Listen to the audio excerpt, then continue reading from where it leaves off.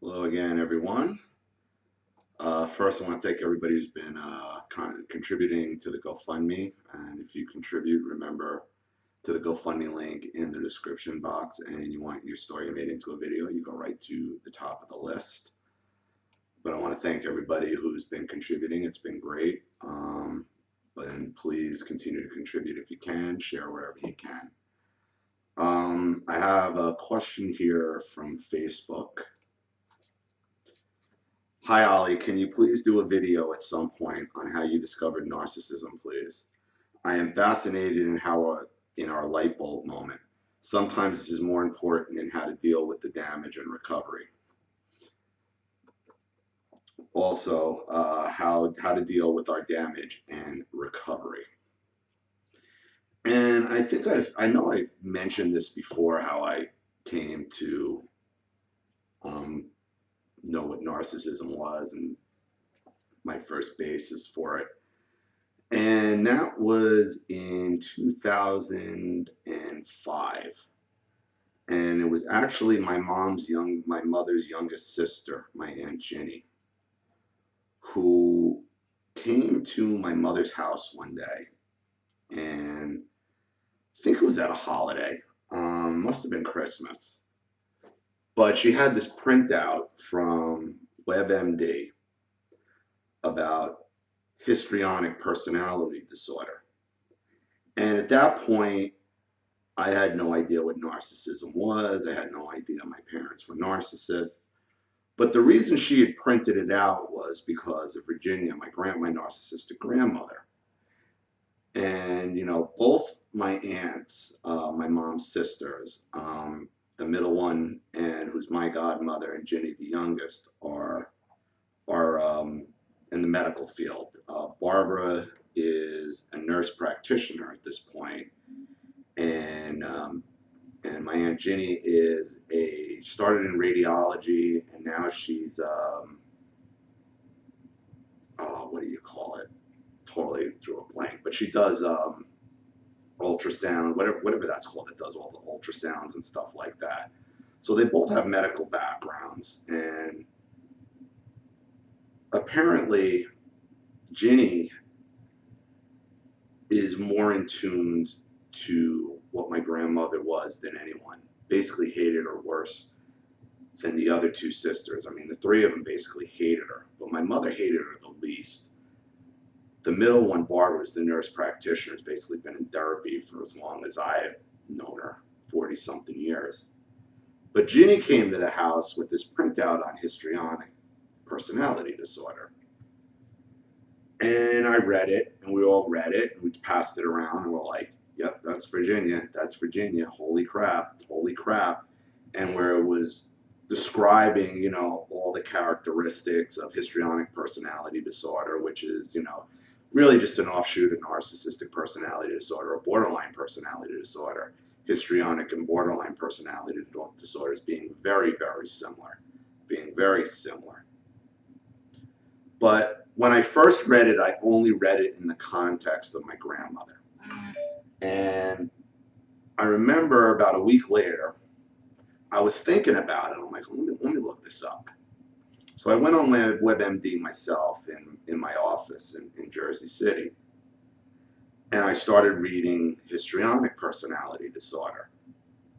And like all the behaviors in it dawned on me. I'm like, wow, this is my mother too. And I called my father Enormous, and I said, hey, I'm like, Dad, I'm like, you remember that thing Ginny showed us? And he's like, about Virginia on the histrionic. He's like, yeah, that was accurate. I'm like, sound like anyone else we know? And he got quiet. He's like, well, what do you mean? And I'm like, come on, Dad. This describes mommy to a T. To a T. And he's like, yeah, well, what do you expect? On and on and on. And, from there was a link to borderline personality disorder. And then I read through that, and that really described my mother. Full force. Full force. So at that point, I realized that, wow, my mother has these characteristics. But I still didn't accept that she was a full-blown borderline, and I never made the connection that my father was actually a covert narcissist until I went back to that same therapist that was their therapist while I was going through my divorce. And we were talking about it, and she's like, yeah, that's exactly what your parents are. Your mother has borderline personality disorder, and your father's definitely a covert narcissistic personality disorder. So that's really where I had gotten my basis. I kind of stumbled across it because of my aunt. But I still wasn't making like full-blown connections, because even though I would make these kind of breakthroughs, I would still forget. You know, when we're abused like that, you know, we can have a breakthrough and then forget it 5 minutes later, and then you need to be reminded of it. And where I really, really got into it was because even in therapy, here's the thing, even in therapy, I'm thinking like, okay, so I've read about this online. It's on WebMD, these conditions, these personality disorders. But I had no idea how prevalent it was until my wife, when we were living in New Jersey before we moved down here, because she has the same deal with her parents, found a website, a forum online called Daughters of Narcissistic Mothers. And I didn't pay attention to what she was doing, but she was wrapped up in this website for days and days and days and days. Finally, I'm like, what are you looking at? And I look, I'm like, Daughters of Narcissistic Mothers. And it was really just a woman's forum. And I'm pretty sure one of the Facebook forums, Chatty Giraffes, is a spin-off of that website. But you know, it was basically focused on women, but there were a couple men. And I remember I joined, and I was one of the first men that joined with these issues as well. But as I was reading the online stories, and it was like, holy shit, these are the same stuff that I went through. It's the same stuff. It's the same stuff.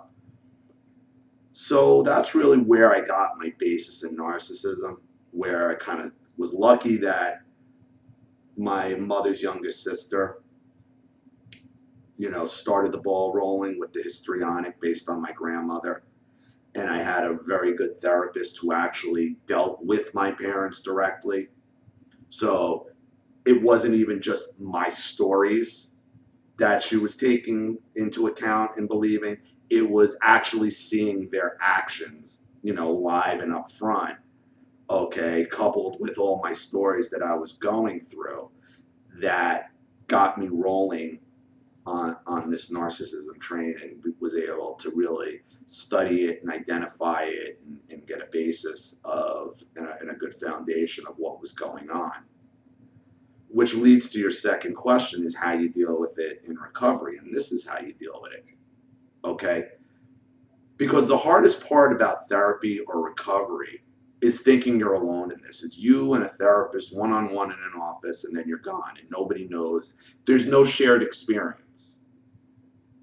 There's no shared stories. So even though you may have a therapist that believes you and is trying to help you, okay, still somewhere in the back of your mind, you're thinking that the therapist is wrong, you're wrong, and you still don't really believe it.